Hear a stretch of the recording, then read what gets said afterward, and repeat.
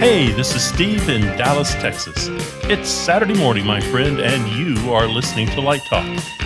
Good morning. This is Zach in Washington, D.C. Today we are discussing talking to the set and lighting designer, using your time wisely at tech, musicals and drama. Any difference? All on Light Talk. And yeah, this is still Stan coming to you from Gainesville, Florida. And if you don't already know, you are listening to Light Talk, and we, all of us, are the Lumen Brothers. Welcome, everyone, to episode 221. You may notice that David is missing in action today. Well, he's tied up at Central City Opera. You know, this year David had to go at his Tesla alone. Normally he takes Kaya with him. But 8,500 feet last year proved a little high for his Labrador. She's getting a little bit older. So she is at home in Long Beach, hanging out on the beach, guarding the house, probably having a margarita. So David is all alone up there, and Kaya is waiting for him to come home. So David, have a backstage dog and a beer on us, and we will see you next week. Yes. Yeah, get some good magic going up there, David, in Colorado. Need some magical theater. I wonder if the altitude has any impact on the Tesla battery life. Heat definitely affects battery life. But I don't know about altitude. You need to sign up for a Neo from China. If you buy a Neo, they're throwing in 3 battery changes over the life of the car also. Cool. Did you guys see that Tesla today that goes 0 to 60 in 2 seconds? Oh, 2 seconds. Well, you know, it's been able to do it for a while. The problem is it takes about 15 minutes of prep, pushing buttons, getting things to happen, sensors moving into a new position, the nose of the car dips down. So it takes about 15 minutes to get the car ready to do it. Now, a Porsche can do it also, and it only takes, as fast as you can push the gas. But, the Tesla has some pick up and go in it. So, is there a slingshot involved in that setup? There's actually, on the home screen, there's actually a little screen that pops up that says drag racing mode. Oh, isn't it? I thought it was ludicrous mode. Ludicrous mode, that's right. Today, we got a new washing machine today, and I couldn't be home to accept it, so my wife was here, and these 2 guys delivered the washing machine, and she told me they couldn't stop looking at my Honda S2000. They were all aghast at this car. They were just freaking out. Oh, wow, that's an amazing. And my wife was like, are you going to steal the car? Just put the washing machine in. But that car takes a while to get its revs up to 8,000 RPM. But electric, nothing like the torque on electric. It's like all right there. All right, well, let's get started. Stan, you have our first listener question. I do. And it looks like Ruben in Sarasota is asking. He says, I'm looking for a fixture that can remote control, pan, tilt, and zoom. I don't need any gobos or fancy colors, just small and discreet for an architectural space. Is there something like that out there? Boy, I'm so glad you asked, because I've had that exact problem and couldn't really find something. I had to do a lot of digging, but lo and behold, you might want to write this down. So as Steve says, get out your pencil and a piece of paper and write down this company, RCL, which stands for Remote Control Lighting. And they make a little fixture, a whole line of fixtures, actually, that work on track light. And you just put them into the track. They look like a standard white can track light thing, but they have a little box on the side that has all the electronics and all the motors, and lo and behold, you can control it a couple different ways. You can have a remote control in your hand, like a TV remote. You push a button and it shoots a laser out of it. You point the laser at the light. It's got a little lens at the bottom, and when you hit the little lens, it lights up green, and now you've grabbed control of that thing, and then you can turn it on, change the intensity, pan it, tilt it, zoom it, change the color temperature. They've even got tunable white, and then record it as a preset on a handheld remote. Or, of course, you can plug it into DMX or ArtNet or any other type of controller. So I was looking to solve a problem on a project, and I popped in a bunch of beautiful Martin moving lights, and the client was like, that's way too expensive and way more than we need. So I had to find something that would fit in an architectural space and look good and look like it belonged there and didn't cost a fortune. Now, they're not cheap, but they're terrific. So that's the answer that I have. And I would be curious if anybody else knows of any other products out there that do that kind of thing. What's the cost on them? Yeah, they're You going said to it's run not you. cheap. Yeah, they're going to run you a list at about $1,000, and you're going to take it home for about $750. And what kind of throw distance are we looking at and beam spread? So there's about 7 or 8 different flavors. They can mount to a track or a monopoint. They can have like a 7 degree to a 55. They have fixed beams. They have lenses. There's different light engines. So there's quite a range. So I think for pretty much, I mean, you wouldn't see it in an arena, right? But I'm using the DRX2, they call it. And it's a 7 to 55 degree beam angle. It's not going to give you like a sharp edge like an ellipsoidal per se, but it's going to kind of control the output. And I've got some throws that are about 30 feet, 35, 40 feet maximum. So I needed the biggest one they have. But I would recommend people take a look at the website. But a pretty nice range of options for, large galleries, large ballrooms, large spaces where you just need that kind of changing situation where the speaker or the art is you never know where they're going to be. So you strategically locate them like you would any good light plot. And then you've got that PTZ, they call them. Now they have PTZ cameras. This is a PTZ track light. It sounds interesting. Like you could use it in like a restaurant as architectural lighting too, and create scenes. So like for different times of day, different, amounts of people in the restaurant, or if there's a special event, and you could just program in these different scenes and have it go to that scene at a specific time that you want. That sounds really interesting. Absolutely. One of my pet peeves is in conference centers like the Javits Center in New York or the big one in Las Vegas where we go for LDI. When you go into those conference centers, all the light is downlight. And inevitably, somebody's standing at the front of the room.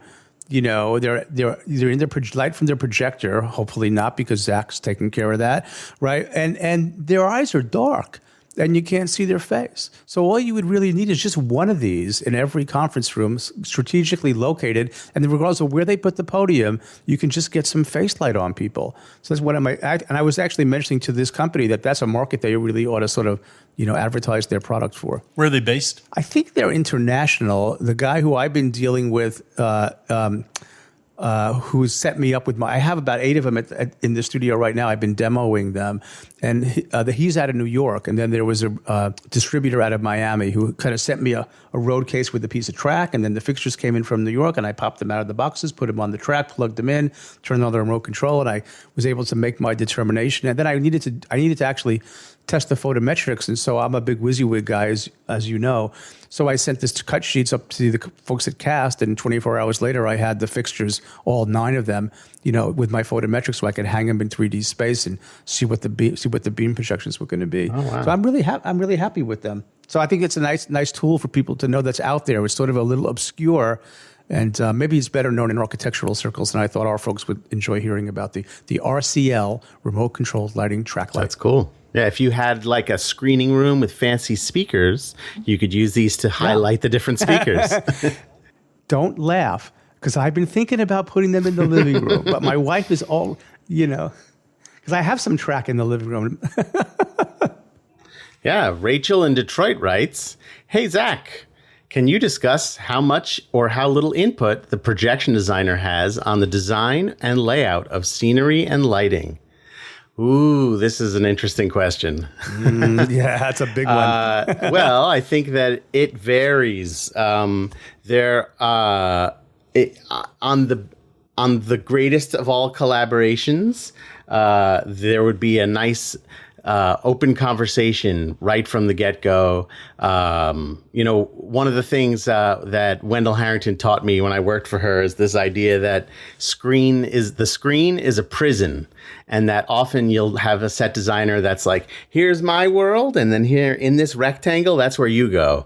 And that's our prison, and we want to break free of that prison. So ideally, we'll have a lot of discussions early on about what the role of projections is in the storytelling, specifically. So it's like, are we using this to be a backdrop? Are we using this to be another character in the show? Is it going to be an LED screen? Is it going to be projected on a surface? Is it going to be projected in random places? Like, where do we want the projections to land? And all those things definitely have an impact. A lot of times with lighting, we have lots of, I'm saying discussions with air quotes, because everybody wants the center of the balcony rail. And that's a good place for a projector. But we can all find our space there. A lot of times the projection designer is also the very last person that's called in, and it's like, we designed all this scenery, we designed all this lighting, we have a script, and we realize it's just not enough. We don't have what we need, so we need some more magic on top of this, whether it's like a special effect or, you know, we just don't have the money to have the 900 different locations that the script calls for, so how can you bail us out? And then a lot of the discussion in addition is about what makes a good projection surface. If you're projecting on something, what kind of paint can you use, or what colors can you use? And then on the other end of that is sort of this idea like, okay, so let's say I'm going to project onto a brick wall. I know that the fidelity of my image is already going to be kind of broken down a little bit, because that's not a perfect projection surface. So there are things that I might want to do on my end to treat the imagery so that when it hits the brick wall, that it looks like something intentional and not just something tentative, you know, like that it was the best we could do, so to speak, you know, because we're still a light, and whatever we project onto, we're also going to illuminate that surface. You know, it's so surprising to me to hear you say that, Zach, that given that projection is sort of a hot thing right now to use for all kinds of reasons, that it would be, you know, like lighting people used to complain that same thing. Oh, the set gets done, the costumes get done, then they ask us to come in and light it. Why aren't we part of the conversation early on? And I'm sort of surprised to hear that you would think it's so important that those decisions have such a huge impact on the quality of the projection that conversation wouldn't happen right at the get-go. Yeah, I mean, I think it more and more nowadays it does, especially when you're talking about regional theaters and opera companies that own equipment already. So that question of can we afford the equipment is off the table. It's like a no-brainer. Okay, you already have this stuff. But I think that, you know, every show still needs sets, needs costumes, needs lights. And there's always a question of, but does it need projections? I mean, when you're talking about like a Disney musical, like, sure, it's going to have projections because that's where the magic comes from. And it's usually based on some animated thing where there's all kinds of stuff that can't happen in traditional physical scenery in the first place. But sometimes, you know, like what we talked about with Wendell, which I have been in the same position as she, where we've had meetings and we've said, you know, you think you want projections, but you really don't. Because it's also really easy for it to be big and distracting and, yeah.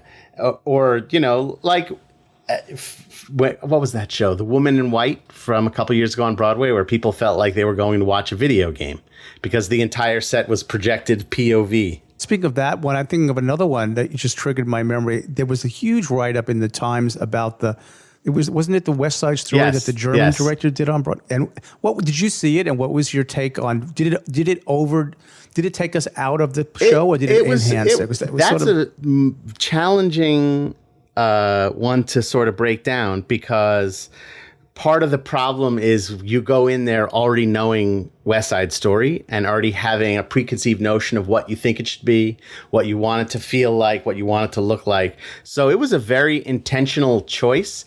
And if you were going because you wanted to see dancing and singing, it was going to be super duper distracting. And a lot of people who were like, you know, looking at what's available, what tickets are out there, and they see West Side Story and they think, oh, it's a familiar thing from, you know, the 60s, then I'm going to feel good watching this. They're going to be very shocked.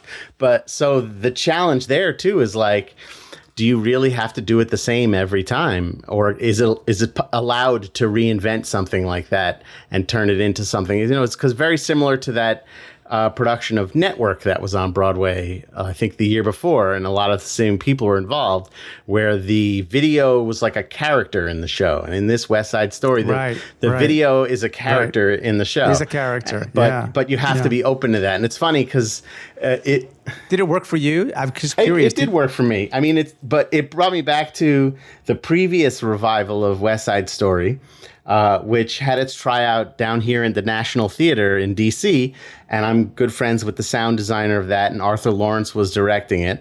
And Arthur Lawrence, after the first preview, was complaining to the sound designer that he wanted it to sound just like the record.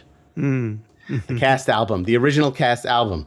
And so that's the trick there, is like some people are going to see West Side Story or Funny Thing Happened on the Way to the Forum or Company, something like that, because they want it to be the thing they remember. And they're not going to be open to a new interpretation in that way. Yeah, I'm wondering if I could be, because, I've done that show. I have that history. And I would like to think that I could go in and say, okay, I'm going to see this. And I did watch there were some video clips of that West Side Story, and I thought I could see the criticism from those who had a certain expectation, but at the same time, I could see the excitement about it too. And I would hope that I could come in with an open mind, even given my vintage. Yeah, I mean, I think that's a special skill that we also have to have as designers too, because we've seen these things before, and then we get hired to make a new version of it. And there's a lot of shows where, like In the Heights in particular, where I've seen several regional productions where they talk about we're going to do it differently, and it looks just the same. We're in the middle of watching the one that's now out on video. The movie. The movie, yeah, we're in the middle of. We didn't get all the way through it the other night because it's not short, but yeah, interesting stuff. Yeah, it's good. The movie looks different than most productions I've seen, so they did a good job of making it feel like a movie. Yeah, the camera work. What I was noticing, it's sort of done in a style as if somebody's using their personal camera. Yeah, like it doesn't have that professional kind of cropping and balance. It has a certain like home movie quality, and I thought that kind of works for this story, right? Right, and I think that's sort of part of the idea for that production of West Side Story, where video on our phones is such a big part of our life now. When you go to a concert or you go to a comedy show or you go to a speech, you see everybody is not watching the performer. They're watching their phone, which is aimed at the performer. And it's a problem. Yeah, it's a problem. But that's the comment on our society, where the media is a character in the story in that way. So James in Fort Worth writes, can you discuss how you balance your time in a tech? How do you decide what gets your focus and what can wait? Fun question. First you have to define what a tech is. So techs change a little bit between maybe a community theater and a university theater and a commercial theater. So, there are theaters out there are universities that, try to get through tech in one night. Or they're being very generous and they have tech for 2 nights. And if they're just crazy, they do an act a night. So you're doing Shakespeare and you have 5 nights of tech. Here at SMU, we have officially abandoned the 10 out of 12. And we have added 2 tech nights into our schedule.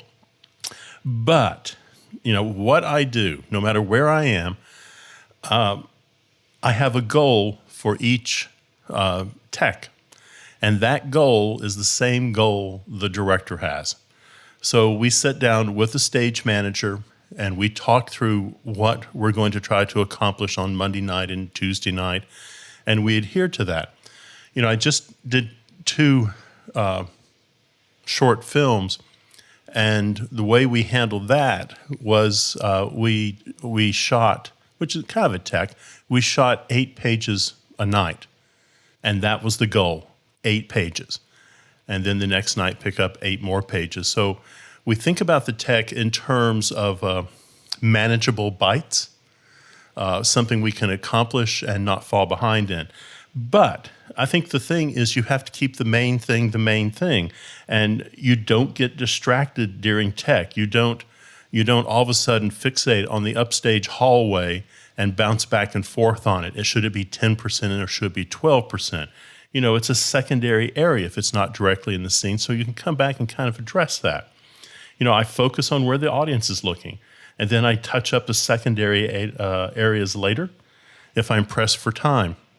Now, all of this that I'm about to say goes completely out the window if I'm in England or most of Europe. And particularly in England, everything gets focused on. You don't take a note. You work on it, and you get page 1 correctly before you move to page 2. I was in the theater, we were lighting something, and the director said, "What is that on the upstage left leg?" And someone said, "It's a string." So we stopped. And here comes the leg in. They remove the string from the leg, and the leg goes back up. So, the Europeans and the English have a different view on this. Get it right at tech. And so as you move into dress, you don't have to worry about the tech anymore because every cue is correct, every timing is correct, every focus is correct. Americans, not so much. I try to be aware of the level of frustration of my programmer, and I try to work in kind of mental breaks. I can't just, call a break and say, let's go have a cup of coffee. I have to adhere to the equity rules on that. But I can give my programmer a chance to kind of center himself or herself, catch their breath before I just start, spewing numbers and commands at them all the time when I'm working over something. I take notes when I can. I try not to. I try to fix as much as I can as I go, just so I just don't want to fall behind while I'm doing it. When I am working, I'm working, and I'm not wasting time. Time is your enemy at tech. It's always your enemy in the theater. So, again, I have prearranged. I've already had this conversation with the director. I've already had this conversation with the stage manager. If the director stops and he or she decides to work with the actors for a little bit, I check in with the stage manager first. I never black anybody out. And then I bump to a cue I need to be working on, either live or blind. I go there and I work on that, so I'm not just sitting there for 15 minutes twiddling my thumbs. I've accomplished something because I have a very short amount of time in the theater. What about you guys? How do you use your tech time? Well, I think it's a similar experience. It's funny when you mentioned England in particular. I worked with the director John Doyle on a musical in New York, and he would end tech every night at 9:00. And I was just like, I wonder why we have all this extra time that we could be using. And this is when we were young and thought 10 out of 12s made us manly. And he said, well, in England, the pub closes around 10, so I need to leave at 9 to make sure I can get to the pub before it closes. So we're spoiled in New York. Yeah, I can't disagree with anything Steve has said. Even though I was listening and trying to hear something I could disagree with. But I do have a follow-up question for you, Steve. And everything you said is right. A note is the last resort. Using everything you said is right on. But I do have a question for you. Do you have a personal preference between the American style and the British style? Which do you think is more efficient or more effective, or do you not care? Well, I always prefer working in Europe or in England because we get things done. And, in America, particularly at regional theaters, it is very difficult. Keep in mind that most of Europe will fit inside the borders of the state of Texas. And most of Europe has a national theater and a second national theater. Right. We have more theaters in Dallas and Fort Worth than most of Europe combined. And these are theaters that are functioning through box office revenue. They're getting some support from donors in the community. They may or may not be getting state or federal government support. The European theaters have an edge on us in the way they are financially supported. Mm-hmm. Mm-hmm. So we can spend a little bit more time in the theater. Also, theater time is really expensive. I was just in Amsterdam, And the crew there is the house crew. I mean, that is their home theater. And they're very good at what they do, and they have a kitchen, and they cook meals there, and it's it's a family organization. People are nice. They welcome you in. The first thing when you show up in the morning is, they have a cup of coffee and a cigarette ready for you, and you have a little coffee, and you talk about what you want to get done that day. In America, we would lose our minds. We would go, "What? You want to take half an hour out of the workday to talk about the schedule today?" And the first time it happened to me, I thought, God, this is really scary. I'm losing all kinds of time. But your day is much more effective.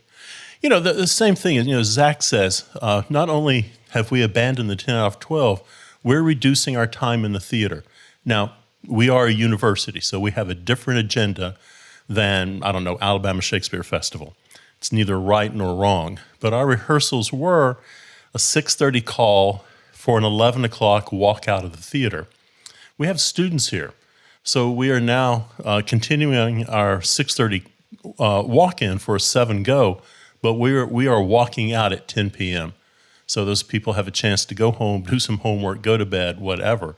But we're not going to work them into, what's the point of getting rid of the 10 out of 12 and then just making 4 or 5 days a horrible 10 out of 12? Well, it's interesting what you're saying, too, because I think that European model and the university model kind of applies to the regional model in a way that it doesn't to like the commercial New York on and off Broadway model, where in New York, it's sort of like, for lack of a better way of explaining it, everybody's a freelancer and they come together for a production and then they all go away. When you go to work at the La Jolla Playhouse, everybody besides the guest artists like us works at the La Jolla Playhouse, and they have a camaraderie, they have a shorthand, they know their gear and their equipment, they know what they have, they know what they don't, they know how it works, they know the quirks, and they know each other. And I think that there's a different kind of productivity. It's not necessarily better or worse, but it's a different kind of productivity when you're working with a team that has more of like a family aspect. I mean, you look at places like the Olney Theater out here in Maryland, where most of the crew actually lives on the campus of the theater. So they're like really a family. They're eating together and playing together and hanging out together when there's no show.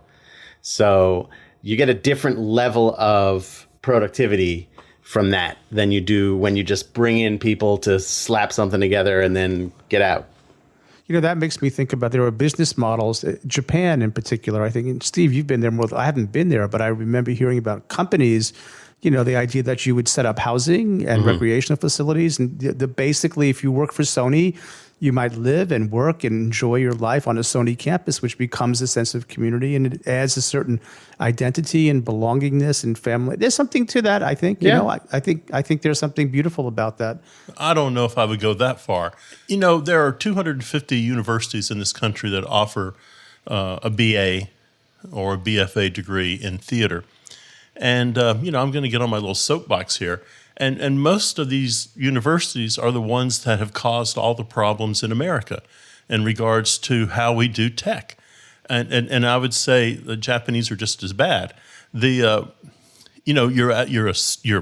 17, 18 years old, you're at the theater, and Doc comes up and says, "Can you stay a little late tonight?" Or "Can you come in early?" Or "I know class is over, but can you walk down to the theater, and show me that fancy program on the Ion that only you know how to do?" We take advantage of students, and we tell them that their contribution in extra work defines who they are. And so all of a sudden, we get students who are little theater Marines, but they couldn't pass an English exam or a biology exam if their life depended on it because they cut those classes. Whether they physically cut them, they mentally cut them because they're tied up in the theater all the time. So I think that's just not the case in Europe. I mean, there's a strong union in the Netherlands. I want to say load-in starts at 10 a.m. It's something goofy. And you think, well, I'll never get the job done if I come in at that time. I've got to be here at 7 in the morning. And it's just not true. And I've noticed this in I did an off-Broadway show a couple years ago, or it may have been off-Broadway, I've forgotten, but it was some little theater in New York, and they had their non-union union crew. And I said, I don't want to work with these guys. You had a list of like 30 people they would call in. And I was feeling all pro-union, and I said, I want the IA in here. And the producer was like, oh, those guys, they'll rob us blind. Well, let's just see. At the end of the day, because all those IA guys are freelancers and they have their Broadway shows, or they have their trade shows, or they have their TV shows, I got a really good electrician. He brought in 6 of his friends. We actually loaded the show in, teched it, did the whole thing, and came in 8 hours under the labor budget that the producer had proposed for the non-union guys, and actually paid the union guys more than the non-union guys. And it's because they know how to pace their work. They know what they're doing. They don't pad their time. They go, I'm going to be here from 10 a.m. until 1 o'clock, and then I'm walking out the door to go to my 2 o'clock matinee. So it was just such a different experience. And the theater said, we never knew this was possible. Well, yeah, it's pay somebody a living wage.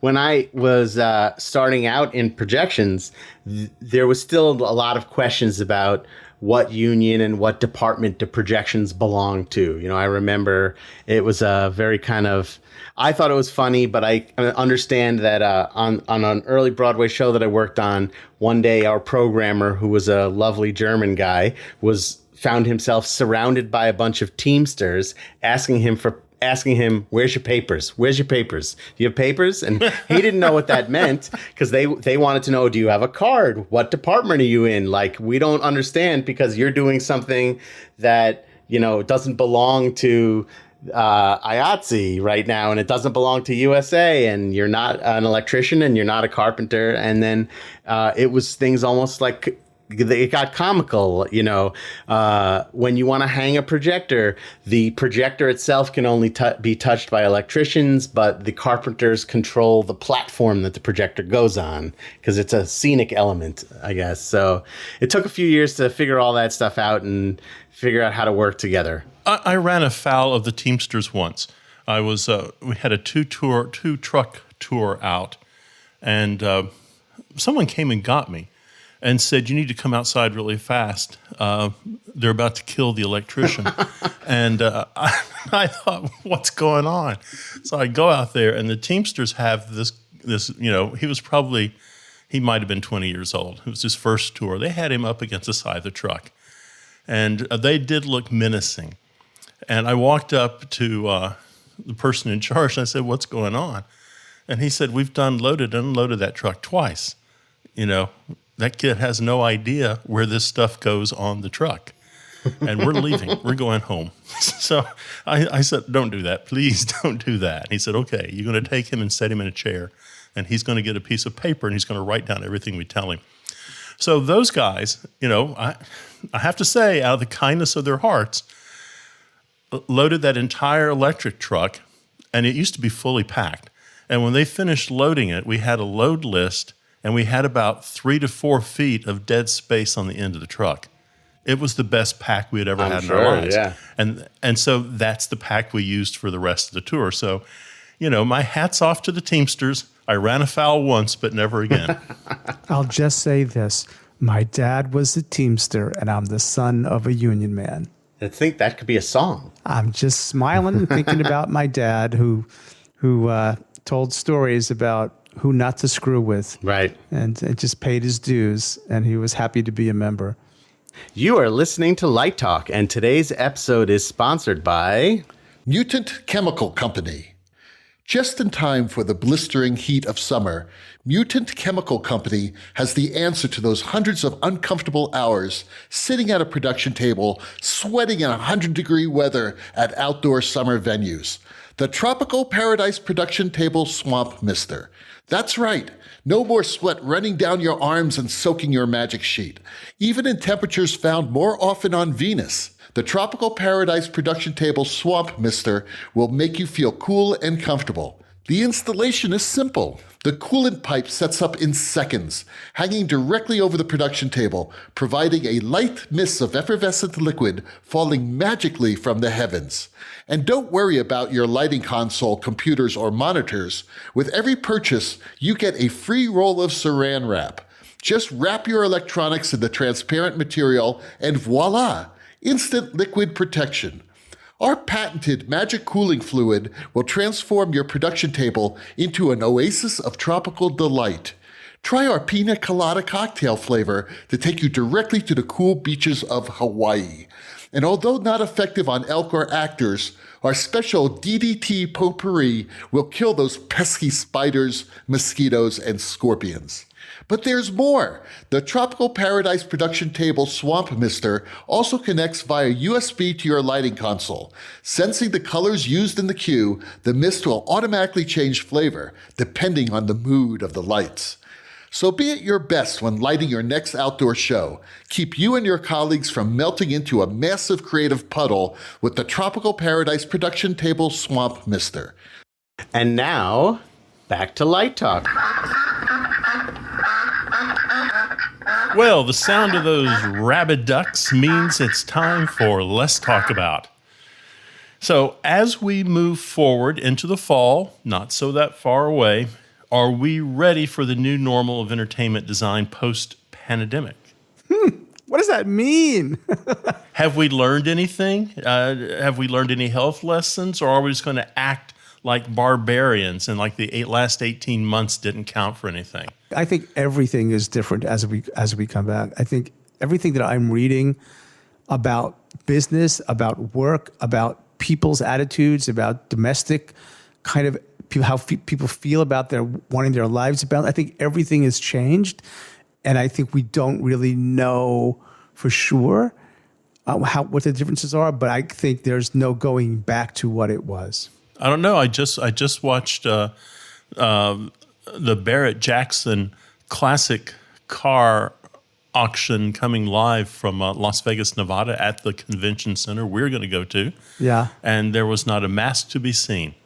Oh, yeah. There I think that's all right. these overweight white guys with millions of dollars and not a single mask. So look, this morning I went out and did a site visit for a project, and the first thing I asked, it was only three people I was meeting with in this building, and I had to ask them, have you been inoculated? And all three of them said yes. And I said, well, good, so have I, but I don't know if mine works because I have no antibodies. But we can take off our masks because I felt safe because the chances of somebody who's been vaccinated transmitting COVID is extremely low, and I have to act as if I have no protection, even though I've been inoculated. So, that's just but I'm talking about like how we're going to conduct our work lives and our personal lives. I think there's been a lot of shifting around, and I think the article I read yesterday that's fascinating is people who work retail. Like there's this huge people are just saying take this job and you know what with it, right? They want to be people want to be treated with dignity, and I think the dignity of work is going to rise for everyone, and I think that's healthy. That's a speculation, but that's what I'm reading, and I think that's good. People are just going to say, "Yeah, you don't want to treat me well? Fine, I'll do something else."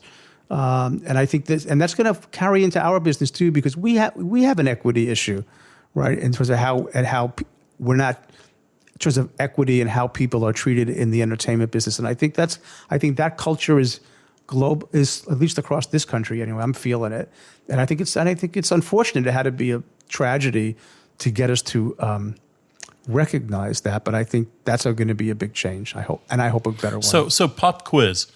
You're working on a new installation. How big are the theater seats in that installation? If I set my butt down the chair, how wide is that seat? Is this a new seat or is this a seat that they already had?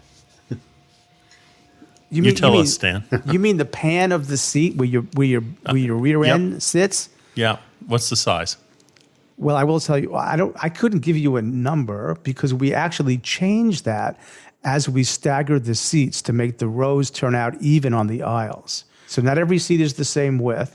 We do specify that, right? Of course, in working with the seating manufacturer. But I will say this: people are bigger, and they're getting bigger every year. So if you go and sit in a building that has seats from the 1920s or the 1930s, and they haven't changed the seats, I can promise you they're much smaller, because people are smaller and shorter back then, and people are taller and wider now. So we certainly, the capacity of performing arts facilities is a response to the size of people, and people are bigger. Well, let's just toss this out to Zach. Zach, you work in New York. What's the average pan of a seat in a Broadway theater? I think in some of the older theaters, it's between 18 and 20 inches, which is pretty narrow. This is comfy cozy. Yeah, this is the thing. Like, I think that even if they were to renovate, what you'd find is moving the seats further apart rather than replacing the seats outright. And I think some of that may even come down to buildings with landmark status and what you can or cannot change, things like that. But I think at the same time, there's sort of a threshold where you have to make a certain amount of money in order for the business to survive. And part of the reason that some of these theaters have seats the size they do is because they need to have a certain number of seats in that building to be able to sell enough tickets to keep a show afloat. And yeah, and it's funny because, like, on one hand, like, I think there's going to be a lot of people who are just like, I'm not sure this is the best use of my money after not being able to go out for the last year and a half. And I think there's going to be other people that are going to be like, give me my stimulus check. I'm going to Book of Mormon. Was it going to change anything you do at the tech table, Zach? Maybe. I guess I still haven't yet been able to experience what calm sounds like with a mask on.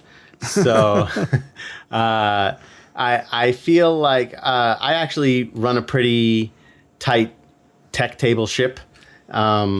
I sometimes have no Cheetos. No. Actually, when I used to work with Driscoll Otto, when he used to work with me, we would have a lot of arguments about keeping our tech table neat. And part of that was that, in the spirit of collaboration, it's like you want to be able to invite people over to your tech table to come and work, and it's like you're going to have company. You got to tidy up. And Driscoll's a barbecue man. Yes. So we know what his tech table's like. But it smells great. But Driscoll and I, we used to have an espresso machine at our tech table, which was always a way to sort of lure people over. But I would try to keep the little espresso area clear and clean so that also we didn't want to have any critters there the next day. So you had a tech table and a buffet table. Kinda, we had a good time. But I do wonder if there's going to be more like, I'll just talk to you on the intercom now, instead of coming over and getting close. And, when you're working on a musical and you're in the middle of a number, there's usually a lot of leaning in close and whispering in people's ears. And I think there are going to be people who are not comfortable with that right now. And I want to respect that. This is the thing I'm trying to teach my children. My older son is vaccinated, and we tell him, there's the CDC, which some people say stands for the Center for Disease Confusion, is telling people now it's okay to not wear a mask, but you still can if you want to. So I tell him, if you're more comfortable wearing a mask, even though you're vaccinated, then that's totally fine. Just go with your gut and do what you feel is comfortable. And if somebody's doing something that makes you feel uncomfortable, tell them. So I think there's going to be people that are just going to say, you know what, we'll talk after. We're not going to talk right now. My daughter just bought concert tickets for something that's coming to Dallas. And, being an old fart, I'd never heard of the band. But it's sold out. I mean, it completely sold out in maybe 3 or 4 hours. And she bought her tickets last month for a December concert. So, I mean, we're trying to get this beast back up on its feet and running again. Yeah. I mean, it's going to take a village. And I guess in Texas, we're just hoping that, most of those people who are not vaccinated are probably not going to go see the Flying Dutchman at Dallas Opera. So Zach has our last question. Yes. William in Burlington writes, do you approach designing plays and musicals in the same way? That is a very interesting question, and the answer is yes and no.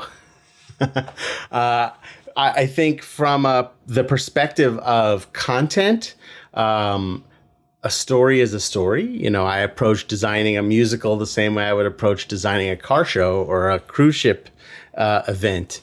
What's the story that we're trying to tell? What kind of feelings do we want to have? Is it going to want to be mysterious? Is it going to want to be painterly? Is it going to be hyper realistic? I think for me, we've talked a lot about being how we approach things as musicians also, that I'm always looking for sort of the rhythm of the way things move. And even in a play, there can be a rhythm, especially in some plays where there's a lot of stylized language, things move in a certain way. And projections really are at their core like a series of transitions, even if it's a 7-minute long transition. And so how those things are going to move is something that I'm thinking about now. Musicals definitely have their own things, like, let's say a button. There's a button at the end of the song, and you want to have it sort of neatly all tie together and go boop at the end. And you're not going to have something like that in a play necessarily. And so those are things you don't have to think about. But I think that for the most part, the collaborative process is probably 80% the same for me. How about you guys? Similar, but I do approach the musical a little bit differently in that I want the music to be under my skin. So I might not read the play as many times as I listen to the music.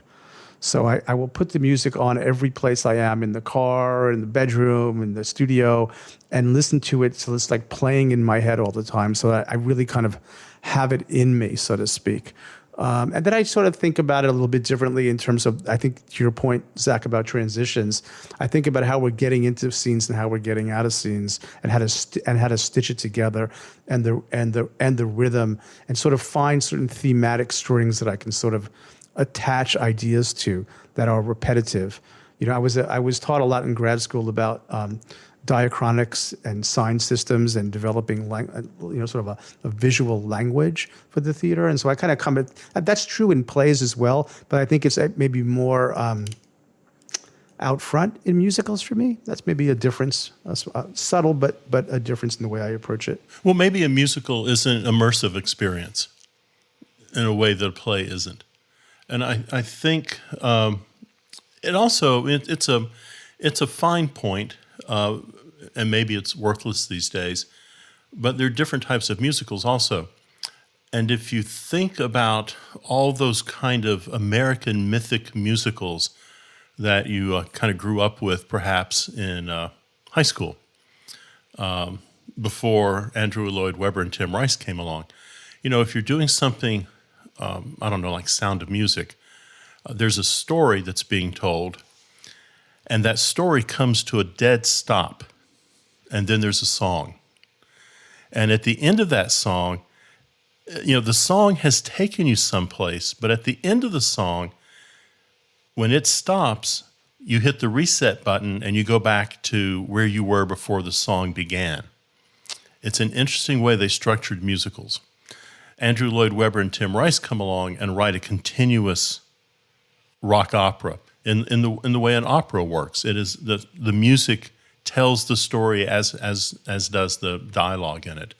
So there's some stylistic things that you have to think about while you're with the director, if that is something that he or she is interested in.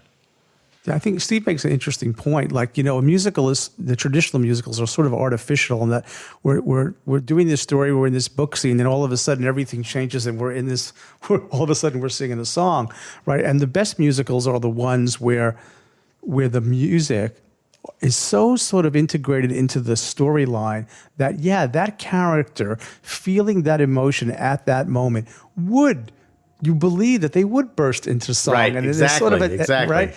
Right, and there's sort of an integration between the book and the music, and I think there aren't that many musicals that do that well. And I think the Tim Rice Weber thing that Steve is referencing is sort of another evolution of trying to weave that together in a way dramaturgically, that the music and the dialogue are sort of natural, and it's like Tevye in the barn when he's talking about being rich. That guy, that farmer, would sing that song. It doesn't seem artificial, like he would do that, because it seems natural for him to sort of do that. Well, I think the American Mythic Musical was of its period and is long gone. Yeah. I'm not advocating we bring it back. But I do think we look at the evolution of what's acceptable lighting-wise these days and what's expected by the audience. You know, I often wonder if I look at the Tony Awards and I look at who won the Tony in lighting, I wonder if the designer of 50 years ago would still be a nominee today. We have evolved and changed so much, not just in technology, but in sophistication about how we manipulate imagery and lighting on stage. Yeah, I think what you said about those earlier musicals really tells you a lot, because I think in many ways the script almost dictated or forced us as designers to do it a certain way. So there's action, and then one person steps forward into a otherworldly light to tell you their story in a dreamlike way, and then they step back into the action, and that's how the script was written. And now we're able, we've pushed back on that, and we've had authors that now are like, okay, we're gonna figure out more ways to make this flow, and so we've all kind of subtly collaborated together over the last 50 years to get to a place where storytelling can be more fluid. Well, I looked at a little bit lighting. I looked at Psycho a couple nights ago, and if you look at the shower scene of Psycho, it lasts, 90 seconds or so, something like that. And I believe there are 15 camera cuts in it. It might be 20, but I think it's 15. And people were concerned that was too much movement, that the audience couldn't handle 15 or 20 cuts in a minute and a half. It'd be too confusing. When you look at Law and Order, my God, they have 40 cuts a minute. So our expectations are, we are more sophisticated. We can handle more information coming at us faster and faster and faster. And we need it so that we don't get bored. I don't know. I'm going the other way. I have to tell people when I call up for service on the phone, I have to say, would you please talk more slowly, please? Or by the same token, even with this certain music, like I have a hard time with Hamilton. I know it's great, but I need subtitles. I cannot process the information that fast. So maybe Stan, you're a sound hobbyist. Yeah. You don't go to Metallica and tell those to turn the music down. Well, here's what I'm gonna say. Well, the rockin' sounds of the Luminoids tells us that once again you spent another morning listening to Light Talk. You can hear our show on Spotify, iTunes, Google, YouTube, livedesignonline.com, Amazon Prime Music, and just about every podcast site out there. Check out our website on lighttalk.org for future guests, and be sure to follow us on Facebook and subscribe to our podcast. That way, you won't miss a second of Light Talk insanity. No guarantee is offered regarding the accuracy of any statements or opinions made on this podcast. However, if you do decide to litigate, the law firm of Flecht, Flocked, Flare, and Glare and their paralegal Snoot will defend us until our retirement funds are depleted. Light Talk is written and produced by the Lumen Brothers, coming to you from Gainesville, Washington, D.C., and the Lone Star State. And join us next week when we welcome lighting designer Ryan O'Gara to Light Talk. All that and a new sponsor. Light Talk, broadcasting questionable lumen knowledge and humor around the world. We'll see you all next Saturday morning, and bye-bye from Light Talk. Bye-bye, everybody. Bye-bye.